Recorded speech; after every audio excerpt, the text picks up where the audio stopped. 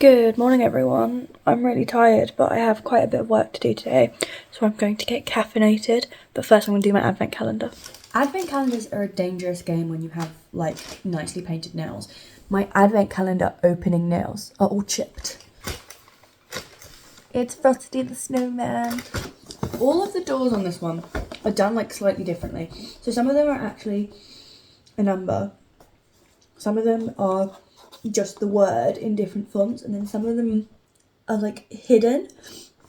Like the 11 door is just like the two bottom parts of a tree. So it's slightly peculiar, and it makes it a bit harder to find the door every day, which makes me feel like not intelligent, because why am I struggling to find a number? There's only 24 of them. This should be easy. I'm a uni student. This should be simple. Hand soak crystals, and they are Moonlight Fig. How bougie is this advent calendar? Look at that. How a bougie-no. See, I thought they also, you know how I complimented the design yesterday?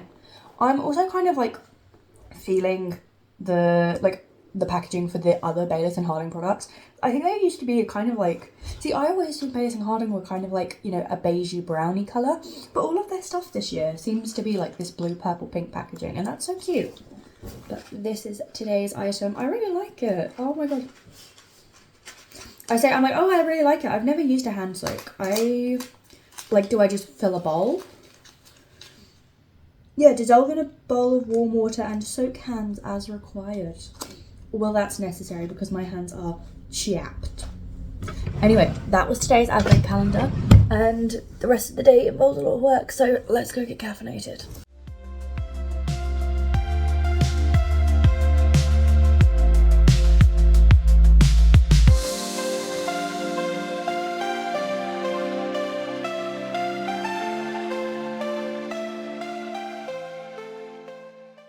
Good morning. I really didn't get to film much yesterday, but I'm going to film more today because I am travelling up to my interview. I've got to pack. I'm going to do my hair in a second, then I need to pack.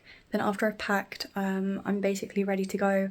So I'm going to eat and then I'll be out the door. So I'm very nervous, but hey ho, we're going to do this. Okay, I have all my bags and I am ready to get going. Let's go and get the tram and train and get to this interview.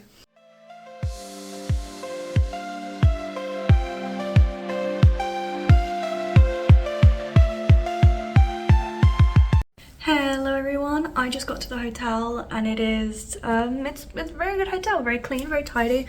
I have ordered food. I got food at the station because I was really worried I wouldn't be able to Uber Eats anything around here, and I think that's going to be the case because there are like no Ubers around Norwich. Maybe I'm wrong. If you're from Norwich and you want to defend yourself, feel free, but there's like no Ubers around, so I had to get a taxi, which meant which probably just meant there wasn't going to be Uber Eats as an option. So I'll get Subway because the station had a lot of like takeaway spots. So yeah, I'll show you my little order in a second. It didn't let me order anything smaller than this. I'm slightly unsure why. I also bought snacks because I was kind of worried that there wasn't going to be, like, if there wasn't food around. But they have a vending machine in the hotel, so that's a bonus. And I got a cookie. I got an M&M's cookie. You guys know I'm obsessed with M&M's. So this is my little spread for dinner. I got the cookie, and then I have a cheese, ham, and bacon, olive and sweet corn, untoasted, footlong on hearty Italian bread, because I am a heathen. I like things that most people would think was like a bush tucker trial of concoction, but this is my go-to. This is my go-to of Subway. Just untoasted, bland, with a couple things that I like in it. That's the beauty of Subway. I do it wrong. Good morning. It is the morning of my interview. I'm very scared, very nervous. I've woken up with plenty of time to get ready. I'm gonna go and get my light breakfast when I'm showered and changed, and I thought I'd do a little get ready with me again. I've set up my skincare across the area where it has to go so that I can come back in and do that as soon as I'm changed, but for now I've got a shower. Okay, so we're getting ready. The outfit right now, I have a vest, like a loose knit vest to go over this, and then I've just got my like you can't see them, but long trousers on. And that's the interview fit for today. Something I've noticed here is that all of the water and the heating goes hot like immediately as soon as you turn it on. I turned on the heating when I woke up this morning so that I'd have maybe, you know, so that when I got in the shower and when I came back out it would be warm, but it warmed up like immediately. And then I got in the shower thinking I was going to have to do that awful thing I do at the uni house where you're just like, like waiting for it to warm up. And it was warm straight away, so big bonus to this hotel for that. My original outfit was a lot less business casual than this. This isn't business casual, this has a vest, so I think this is closer to the formal side. But my outfit was closer to business casual than this, the first one. And I was like, I don't want to risk it. Because people say, if you don't know the dress code, just go for smart business, like business smart. And if you do know the dress code, dress like one level up. So, you know, if it's business casual, you go a step higher than that. If it's business formal, you kind of stay at business formal, or you wear like smart clothes. So I had not a clue what the dress code was, and I'd rather be overdressed than underdressed for an interview.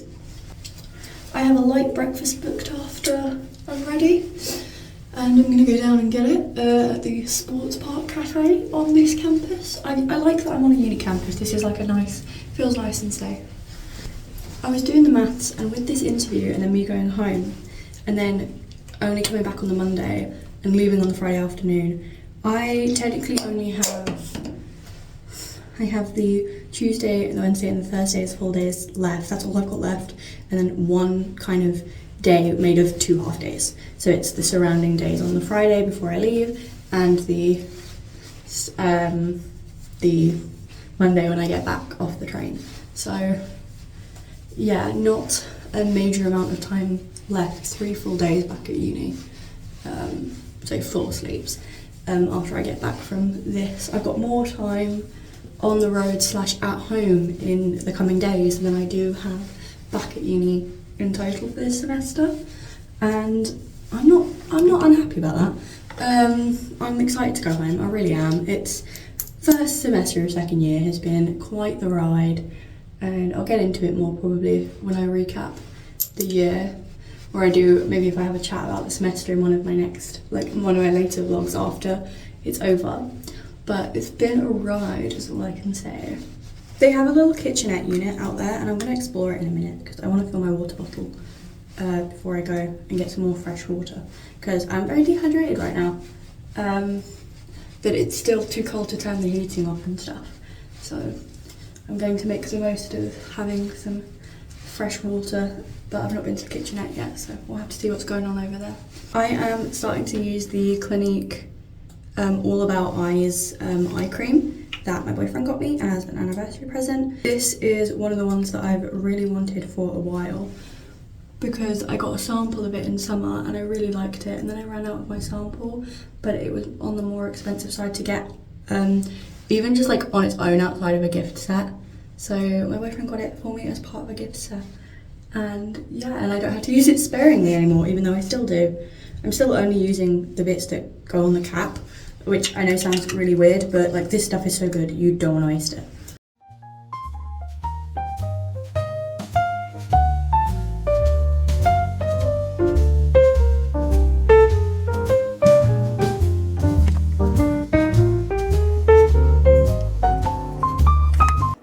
I'm doing the makeup that I do for work on my more like, you know, the days that I really have time to like sit and do makeup and stuff. I tend to do this on a Monday morning, just so I start the week in like looking very professional. And this is like my normal makeup anyway, because I think it suits me a bit. I'm gonna add a tiny dab more just to ensure those dark circles are covered, and then a little bit on my forehead to even out the complexion.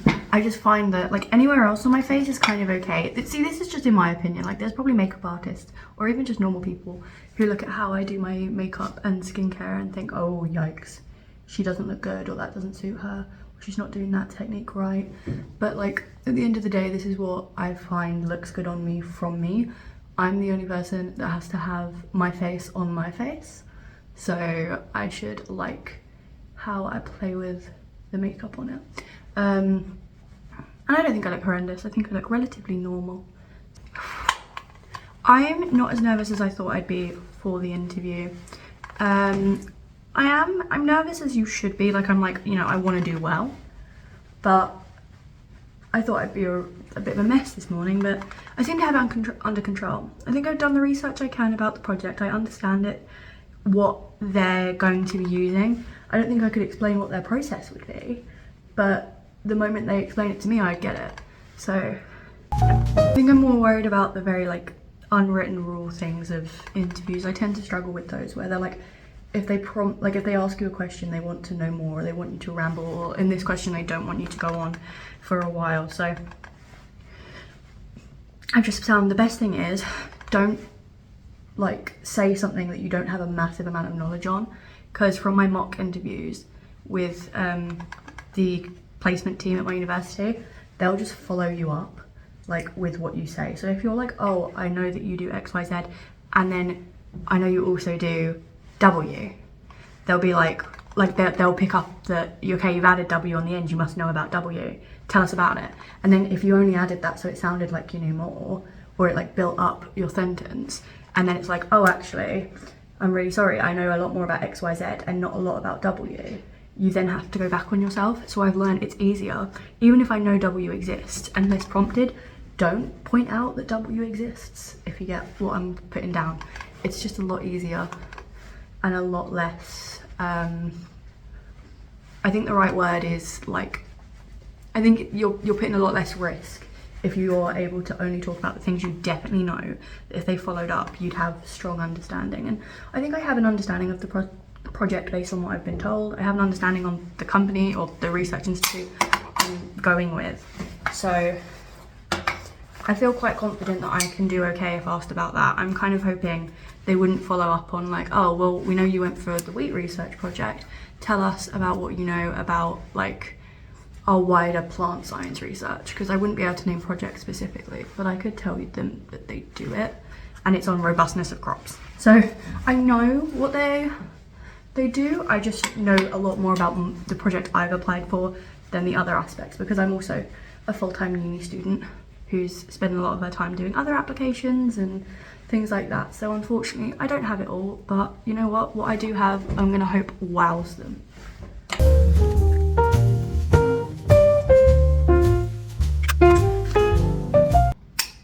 Oh, there is a mirror. I was like, I wonder if I have a smaller mirror to do my brows, and then I was like, wait, there's no mirror in the translucent powder palette. But then I was like, might as well check, and I'm glad I double checked.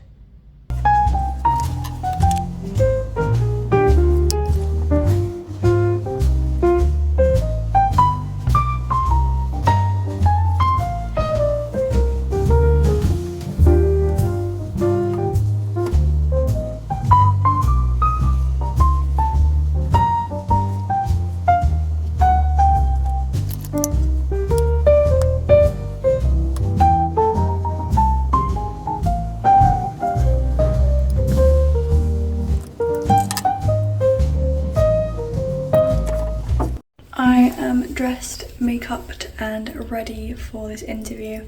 I have changed the glasses chain just because I am just slightly worried that the trees didn't come off super professional. I get they were cute, but I just thought a plain one for now would be good, because again, I don't know their dress code policy, so just one level higher than what you think it's going to be if you don't know.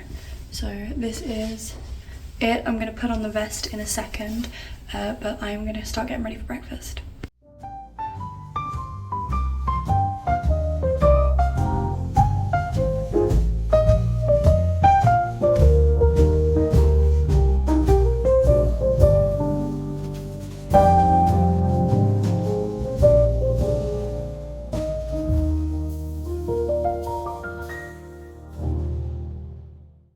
Good evening. Ignore how I look. I've been rubbing my eyes. I'm really tired. That travel home was long and tiring. I was home sooner than expected though, because I was able to get on a different train, and now I am back home. The Christmas grotto is out. I'm back home for Friday, Saturday and Sunday. I'm so thrilled to be back. I love being home, and I'm really glad, because when I leave on Monday, it's only a few days till I come back. Wow, I look really rough. Anyway, I'm gonna close out the vlog. Thank you guys so much for watching. I wanted to add a little reminder again that on the 1st of January 2025, I have a little subscriber goal. I would love to have hit 100 subscribers by January 2025. It means a lot to me, this channel means a lot to me, and I'm really trying to grow it. And I love every single person who subscribes. I love that you guys watch the content and enjoy it. So you're greatly appreciated if you're part of the 82 subscribers I already have. And if you'd like to be one of the people that helps me get to that goal, you are more than welcome to subscribe and join our little corner of the internet. So thank you so much. Have a great rest of your day, evening, morning, whatever you're up to while you watch this, and I'll be back with another vlog, this Vlogmas. I'm probably going to do the next vlog is going to be Christmas tree stuff, so yeah, stay tuned. If in the next few weeks I find out about the application and how the interview went, I'll let you know, but I might debrief during a get ready with me or something. But for now, like, happy Vlogmas, and I will see you later.